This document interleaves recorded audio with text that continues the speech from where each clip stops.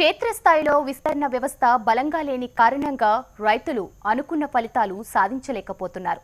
విస్తరణ సేవల కోసం ఎరువులు వ్యాపారుల మీద ఆధారపడుతున్నారు. వ్యాపారకాంక్ష ధ్యాసగా భావిస్తున్న వ్యాపారులు తమకు లాభమిచ్చే ఉత్పత్తులను అంటగడుతున్నారు. దీంతో రైతులు నష్టపోతున్నారు. ఈ విధానానికి స్వస్తి చెప్పి రైతులకు మెరుగైన సేవలు అందించడానికి కొత్త విధానం తీసుకువచ్చారు. అదేంటో తెలుసుకుందామా? ఎరువులు అమ్మాలంటే అర్హత ఉండాలి. తెలంగాణ వ్యవసాయ శాఖ కొత్త నిబంధనలు.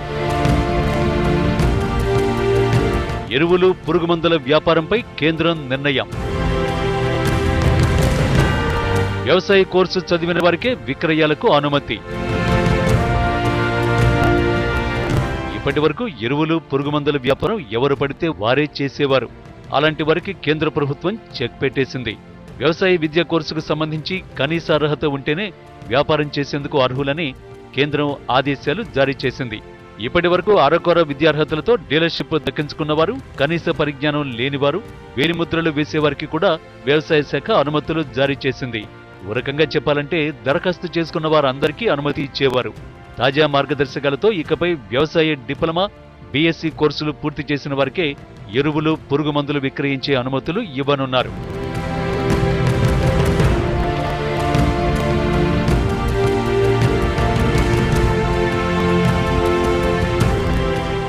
రైతు అవసరాలు, పెట్టుబడులను తగ్గించేందుకే ఈ ప్రయత్నం అంటున్నారు కేంద్ర, రాష్ట్ర ప్రభుత్వాలు. వ్యవసాయంపై కనీస అవగాహన లేనివారు పురుగుల మందులు, ఎరువులు విక్రయిస్తూ ఉండడంతో నష్టాలొస్తున్నాయని గుర్తించారు. రైతులు తప్పుదోవ పట్టి వ్యాపారులు చెప్పినట్టు రసాయనిక ఎరువులు విత్తలవిడిగా ఉపయోగించి అధిక పెట్టుబడులకు గురవుతున్నారు.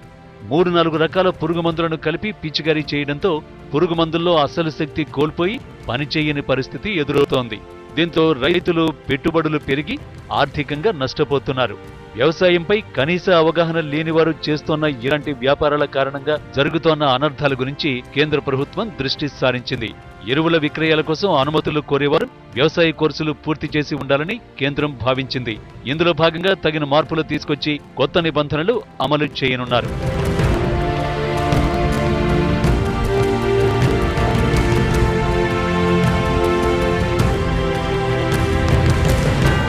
రాష్ట్ర ప్రభుత్వాలకు ఇందుకు సంబంధించిన మార్గదర్శకాలు జారీ చేసింది. ప్రస్తుత ఖరీఫ్ నుంచి నూతన విధానాలు అమలు చేయాలని నిర్ణయించింది కేంద్రం. వ్యవసాయ డిప్లొమా, అగ్రికల్చర్ బీఎస్సీ కోర్సులు పూర్తి చేసిన వారికి మాత్రమే ఇక నుంచి ఎరువులు, పురుగుమందుల వ్యాపారం చేయడానికి అవసరమైన అనుమతులు ఇస్తారు. ఇప్పటి వరకు పొందిన అనుమతులతో పురుగుమందులు, ఎరువులు విక్రయించేవారు 2 ఏళ్లలోగా అర్హత ధృవీకరణ పత్రాలు అందిస్తే లైసెన్సు రెన్యువల్ చేస్తారు. లేకుంటే అనుమతులు రద్దు చేస్తారు. కనీసం డిగ్రీలో బీఎస్సీ పూర్తి చేసిన ధృవీకరణ పత్రం ఉండాలి. అగ్రికల్చర్ డిప్లొమా, బీఎస్సీ అగ్రికల్చర్, వ్యవసాయ అనుబంధ కోర్సులు పూర్తి చేసిన ధృవీకరణ పత్రాలను అధికారులకు అందజేయాల్సి ఉంటుంది. లేకుంటే ఎరువులు, పురుగుమందులు విక్రయించుకునే అనుమతులను అధికారులు జారీ చేయరు.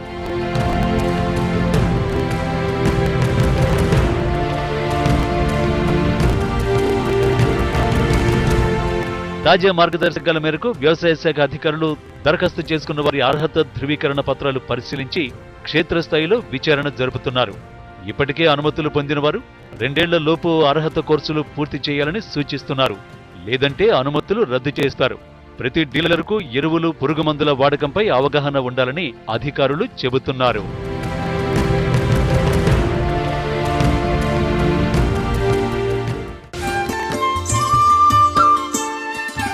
పాడి పరిశ్రమను ఎంచుకున్న రైతులు అందుకు తగ్గట్టుగా నాణ్యతా ప్రమాణాలు పాటించాలి. పాలల్లో నాణ్యత ఉంటేనే రైతుకు మంచి ఆదాయం వస్తోంది. కొద్దిపాటి మెలకువలతో రైతులు ఈ రంగంలో రాణించవచ్చు. మరి నాణ్యమైన పాల ఉత్పత్తికి రైతులు తీసుకోవాల్సిన జాగ్రత్తలేంటి? పాలు పితికేటప్పుడు, నిల్వ చేసే అప్పుడు అనుసరించాల్సిన విషయాలేంటో ఇప్పుడు చూద్దాం.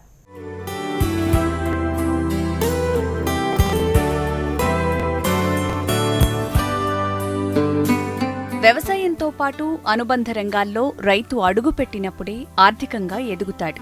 తనకున్న వనరులతో కొద్దిపాటి జాగ్రత్తలు తీసుకుంటే ఈ రంగంలో రాణించొచ్చు.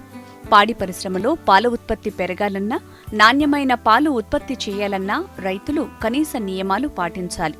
ముఖ్యంగా పాలల్లో వెన్న శాతం బట్టి రేటు వస్తుంది. గేదె పాలలో కనీసం 5% వెన్న, 9% SNF, ఆవు పాలలో 3.5% వెన్న, 8.5% SNF ఉంటేనే నాణ్యమైన పాలుగా గుర్తిస్తారు. పాలు పితికే పరిసరాలు, వ్యక్తి పరిశుభ్రంగా ఉండాలి. అపరిశుభ్ర వాతావరణంలో పాలు పితకటం వల్ల త్వరగా చెడిపోవటం, రంగు మారే అవకాశం ఉంది. శాస్త్రీయ పద్ధతుల్లో పాడి పశువుల పోషణ చేపట్టినప్పటికీ పాలు పితుకుతున్నప్పుడు, పాలను నిల్వ ఉంచినప్పుడు కొన్ని మెళకువలు పాటించకపోతే దిగుబడి నాణ్యత తగ్గిపోతుంది. పాలు పితికేటప్పుడు, నిల్వ చేసేటప్పుడు జాగ్రత్తలు తీసుకోవాల్సిన అవసరం ఉంది.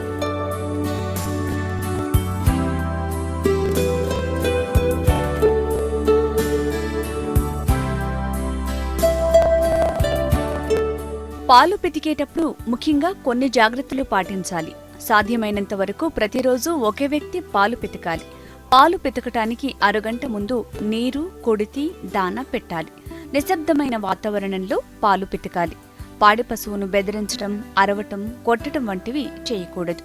పాలు పితికేటప్పుడు దోమలు, ఈగలు కుట్టకుండా జాగ్రత్త పడాలి. పొదుగు చనికట్లను పిడికిలి నిండుగా పట్టుకుని పితకాలి. కొంతమంది బొటన వేళ్లతో పాలు తీస్తారు.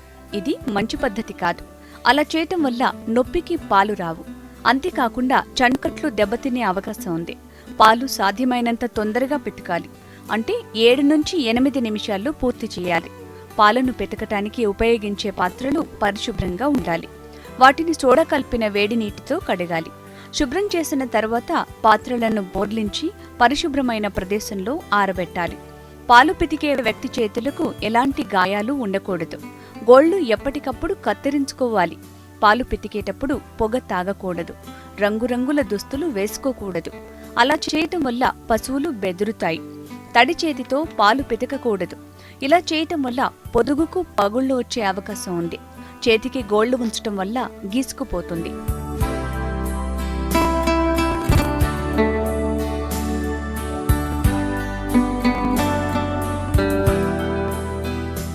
పాలు పితికే ముందు పశువుల పాకను శుభ్రం చేసి దుమ్ము, ధూళి లేకుండా నీళ్లు చల్లాలి. పాడి పశువు శరీరం, ముఖ్యంగా కడుపు, డొక్కలు, పొదుగును శుభ్రంగా కడిగి తెల్లని గుడ్డతో తొడవాలి. లేకుంటే శరీరానికి అంటి ఉన్న ఇతర మలిన పదార్థాలు పాలలో పడి కలుషితమయ్యే ప్రమాదం ఉంది. ఆరుబయట చెట్ల కింద పాలు పితకకూడదు. చెట్లపైనున్న చెత్త, ఆకులు, పక్షి రెట్టెలు పాలలో పడొచ్చు. దూడను పాలు పితకడానికి ముందుగానే పాలు తాగనివ్వాలి. ఆఖరి పాలు తాగనివ్వకూడదు. ఆఖరి పాలలో వెన్న శాతం ఎక్కువగా ఉంటుంది. ముందు పితికే పాలధారలు వేరే పాత్రలో పితకాలి. వాటిలో సూక్ష్మజీవులు ఎక్కువగా ఉంటాయి. వెన్న శాతం తక్కువగా ఉంటుంది. ఆ తర్వాత పాలను వేరే పాత్రలోకి పితకాలి. ఇందులో వెన్న శాతం ఎక్కువగా ఉంటుంది. పాలు పితికిన తర్వాత తెల్లని గుడ్డతో వడబోయాలి. పాలలో ఉప్పు, సోడా, చక్కెర కలపరాదు. ఈనిన తర్వాత 15 రోజుల వరకు పాల కేంద్రానికి పాలు పోయకూడదు. సాయంత్రం పాలను మరుసటి రోజు పాలలో కలపకూడదు.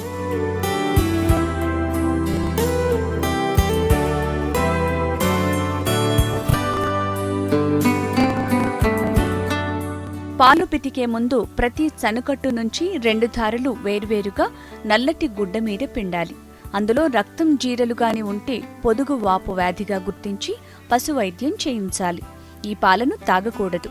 మిగిలిన పాలల్లో కలపకూడదు.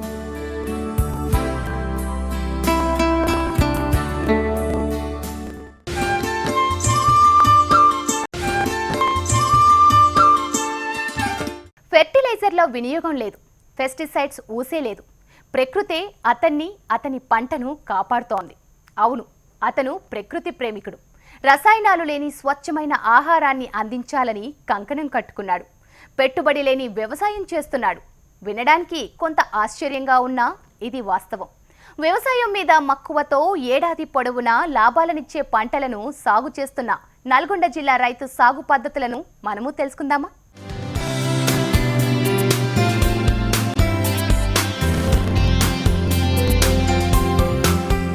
నల్గొండ జిల్లా చిట్యాల మండలం వెలిమినేడు గ్రామానికి చెందిన రైతు సత్తిరెడ్డి. వ్యవసాయం అంటే ఈయనకు మక్కువ ఎక్కువ.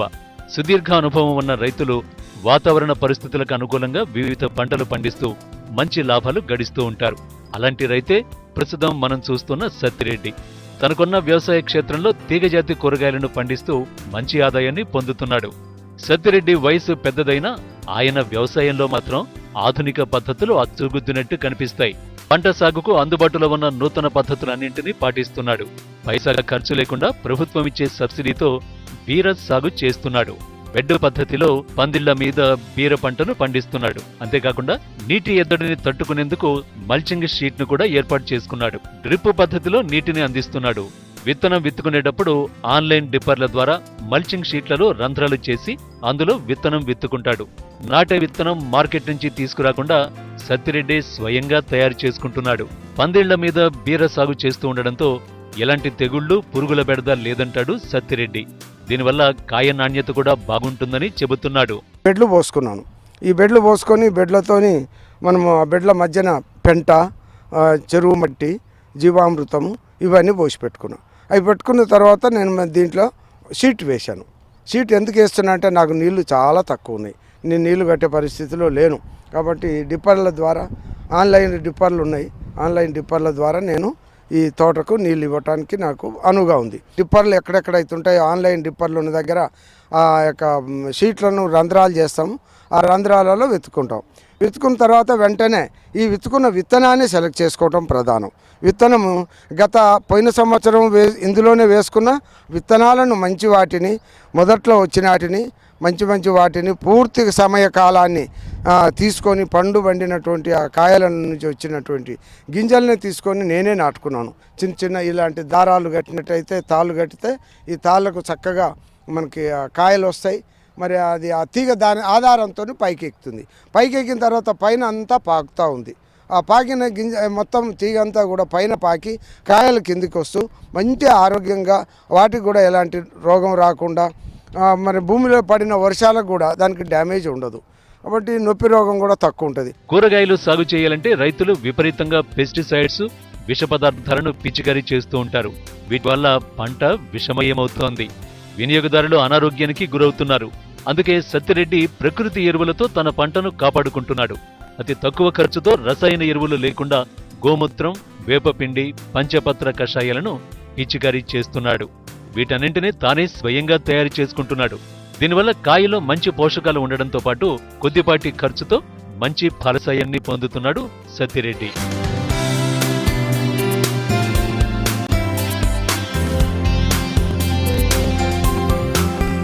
బీర సాగులో రైతుకు సుమారుగా 50,000 రూపాయల వరకు ఆదాయం వచ్చే అవకాశం ఉంది. 2 నెలల వరకు పంట వస్తుంది.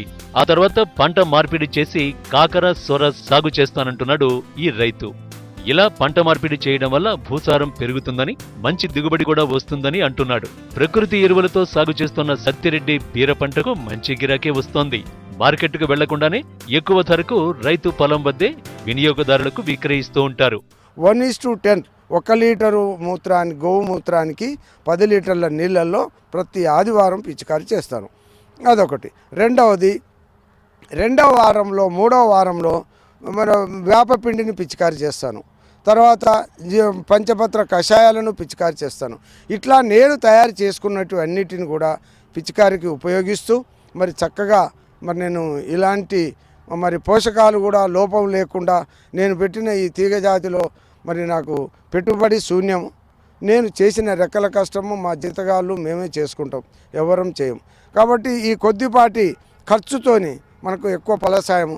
రెండవది, నేను ఈ కూరగాయలను చాలామంది బయటలో 40 రూపాయలు ఉంటే 50 రూపాయలు ఇచ్చి తీసుకుపోతున్నారు. ఇంత మంచి కూరగాయలను మనము బయట సైజు తక్కువ ఉండదు, రెండవది నాణ్యత తక్కువ ఉండదు, అమృతాహారంగా మనము డైరెక్ట్ కూడా టిఫిన్ మాదిరిగా 1 కాయ 2 కాయలు తినొచ్చు కూడా ఉదయం, అంత తీయగా ఉంటాయి. ప్రకృతిని ప్రేమిస్తే అది మనల్ని ప్రేమిస్తుందని ప్రత్యక్షంగా నిరూపిస్తున్నాడు సత్తిరెడ్డి. ఈ రైతు అనుసరిస్తున్న ఆధునిక పద్ధతులు, ప్రకృతి వ్యవసాయం మిగతా వారికి ఆదర్శంగా నిలుస్తున్నాయి.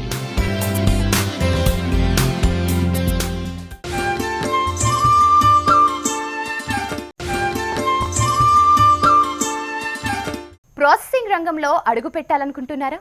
పుదీనా నూనె తయారీ మంచి ఉపాధి మార్గం అంటున్నారు నిపుణులు. లక్షల రూపాయలు పెట్టుబడితో అనుకున్న ఆదాయం పొందవచ్చని సూచిస్తున్నారు. పుదీనా మొక్క ఉత్పత్తులు మన జీవితంలో అంతర్భాగమయ్యాయి. అందుకే వాటికి మంచి మార్కెటింగ్ ఉంది. ఈ ప్రాసెసింగ్ పరిశ్రమ ఏర్పాటుకు ఉన్న అవకాశాలు, ప్రాజెక్ట్ అంచనాలు తెలుసుకుందాం.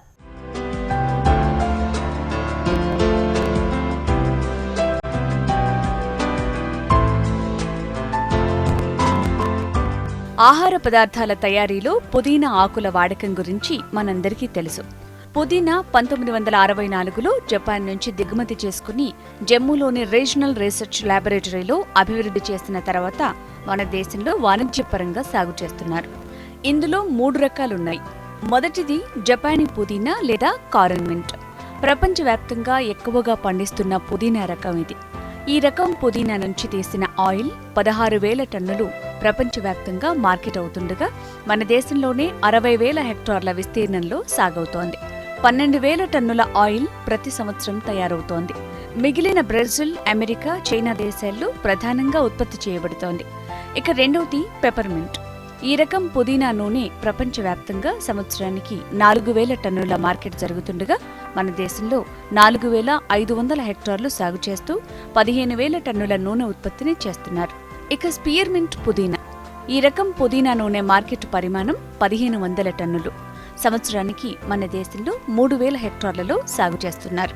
ప్రతి సంవత్సరం 300 టన్నుల నూనెను ఉత్పత్తి చేస్తున్నారు.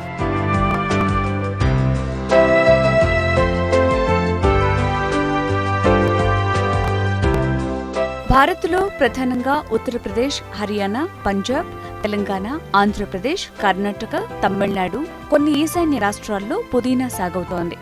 కొత్తగా నూనె తయారీ పరిశ్రమలు నెలకొంటున్నాయి. పుదీనా సాగుకు నీరు నిల్వ ఉండకుండా ఉండే అన్ని రకాల భూములు అనుకూలం. ముఖ్యంగా ఎర్ర నేలలు, నల్ల నేలలు అనుకూలం. pH 6 నుంచి 7.5 వరకు గల భూములు ఈ పంట సాగుకు అనుకూలంగా ఉంటాయి. ఉష్ణ వాతావరణం గల మన తెలుగు రాష్ట్రాలు పుదీనా సాగుకు అనుకూలం. పుదీనా 60 నుంచి 100 సెంటీమీటర్ల వరకు పెరిగే బహువార్షిక మొక్క. కానీ నాణ్యమైన నూనె ఉత్పత్తికి ప్రతి సంవత్సరం పంట మార్పిడి పద్ధతిలో సాగు చేయటం అవసరం. పుదీనా మొక్క వేర్లు, కాండపు మొక్కలు, అంట్ల ద్వారా సాగు చేయటం జరుగుతుంది. హెక్టారు విస్తీర్ణానికి 600 నుంచి 800 కేజీల అంట్ల మొక్కలు నాటాలి. సాధారణంగా డిసెంబర్, జనవరి నెలలో నాటుతారు. మొక్కలు నాటిన తర్వాత 100 నుంచి 120 రోజులకు మొదటి కోత వస్తుంది. తర్వాత ప్రతి 80 రోజులకు ఒకసారి కోతకు వస్తుంది. సంవత్సరంలో 3 లేదా 4 సార్లు పుదీనా మొక్కను కొమ్మ 2-3 సెంటీమీటర్లు వదిలి పైభాగాన్ని కోస్తారు. ఈ విధంగా సంవత్సరం మొత్తానికి హెక్టారు విస్తీర్ణానికి గరిష్టంగా 48 టన్నుల తాజా పుదీనా వస్తుంది. కానీ సగటున 25 నుంచి 30 టన్నుల పుదీనాను దిగుబడిగా పరిగణించవచ్చు. ప్రయోగాత్మకంగా జపాన్ నుంచి పుదీనా మొక్కలను తీసుకొని వచ్చి నాటడం మొదలుపెట్టి దాని మీద పరిశోధనలు చేసిన తర్వాతనే మన దేశంలో వాణిజ్యపరంగా పుదీనాను పండించడం మొదలుపెట్టారు.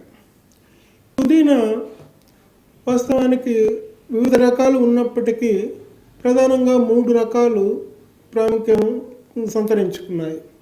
అవి ఒకటి జపనీస్ పుదీనా అండ్ పెప్పర్మెంట్ పుదీనా, స్పేర్మెంట్ పుదీనా అని 3 ప్రధాన రకాలుగా చెప్పవచ్చు అన్నమాట.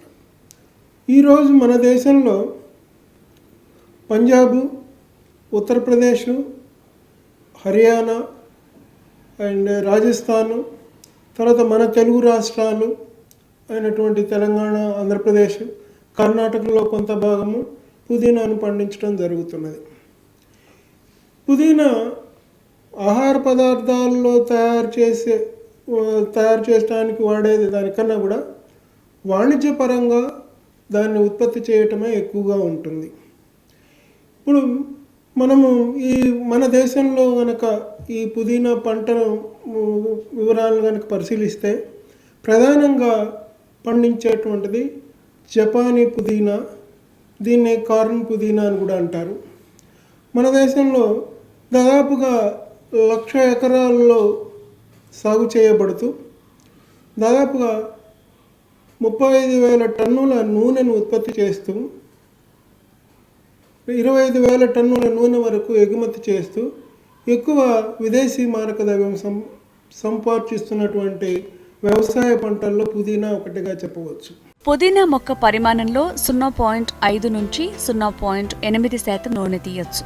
హెక్టారు విస్తీర్ణం పుదీనా సాగుకు సగటున 150 నుంచి 180 కేజీల నూనె లభిస్తుంది. నూనె నాణ్యత, ధర ఆధారపడి ఉంటుంది. పుదీనా మొక్కలను కోసిన తర్వాత 5 నుంచి 6 గంటలు నీడలో ఆరబెట్టి చిన్న చిన్న ముక్కలుగా కత్తిరించాలి. హైడ్రోస్టీమ్ డిస్టిలేషన్ ప్లాంట్లో నాణ్యమైన నూనెను ఉత్పత్తి చేయాల్సి ఉంటుంది. సాధారణంగా ఒక బ్యాచ్ 4 నుంచి 5 గంటల సమయం పడుతుంది. పుదీనా నూనె ఎన్నో రకాల పరిశ్రమల్లో వాడతారు. ఐస్ క్రీంలు, చాక్లెట్లు, శీతల పానీయాలు వంటి ఆహార ఉత్పత్తుల తయారీలో పుదీనా ఆయిల్ వినియోగిస్తారు. Toothpaste, facial scrubs, soaps, nail polish, hair oil వంటి కాస్మెటిక్స్లోనూ వాడతారు. అంతేకాకుండా ఆయుర్వేద, అల్లోపతి మందుల తయారీలో వినియోగిస్తారు.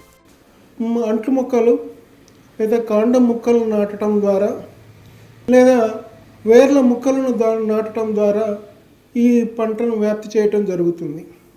1 హెక్టారుకు 600 నుంచి 800 కేజీల మొక్కలను నాటడం ద్వారా దీన్ని సాగు చేస్తారు. మొదట నాటిన తర్వాత 80 రోజుల నుంచి 90 రోజులకు మొదటి కోత కొయ్యటం జరుగుతుంది. 5 నుండి 6 సెంటీమీటర్లను వదిలివేసి పై భాగాన్ని కోసి దానిని 5 నుంచి 6 గంటలు నీడలో ఆరబెట్టి తర్వాత హైడ్రోస్టీమ్ డిస్టిలేషన్ ప్లాంట్లో నూనె తీయటానికి ప్రయత్నం జరుగుతుంది. నూనెలో ఉండే మెంథాల్ కంటెంట్ ఆధారంగా ఈ యొక్క నూనె నాణ్యత నిర్ణయించడం జరుగుతుంది. అందువలన సాగు చేసేటప్పుడు కూడా నాణ్యమైన సాగు విధానాలను అవలంబించాలి. అలాగే నూనె తీసేటప్పుడు కూడా నాణ్యమైన విధానాలను అవలంబించినప్పుడు మాత్రమే మెంథాల్ అధికంగా ఉండేటువంటి నూనె లభిస్తుంది. అప్పుడు మాత్రమే నూనెకు మంచి మార్కెట్ రేట్ లభిస్తుంది. పరిశ్రమ ఏర్పాటు చేయాలంటే 40 లక్షల రూపాయలు ఖర్చవుతాయి. ఇందులో స్థిర వ్యయాలు 28 లక్షల రూపాయలు, వర్కింగ్ క్యాపిటల్ మరో 12 లక్షల రూపాయలు. లాభదాయకతను అంచనా వేస్తే మొదటి ఏడాది అమ్మకాల ద్వారా 70 లక్షల రూపాయలు వస్తాయి. ఇందులో 59 లక్షల రూపాయలు ఖర్చవుతాయి. అంటే మొదటి ఏడాది అమ్మకాల ద్వారా 10.5 లక్షల రూపాయలు మిగులుబాటు చూడొచ్చు. ప్రాజెక్టు నిర్మాణానికి ఇవన్నీ అంచనాలే. మార్కెట్ ధరల్ని బట్టి హెచ్చుతగ్గులు ఉండొచ్చు. ఒకవేళ నూనె ఉత్పత్తి 50% పడిపోయినా మార్కెట్ ధరకు నూనె అమ్మినా పరిశ్రమకు లాభదాయకమనే చెప్పొచ్చు.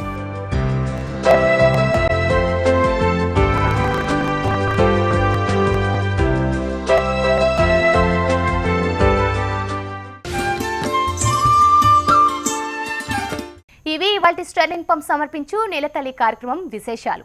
నమస్తే.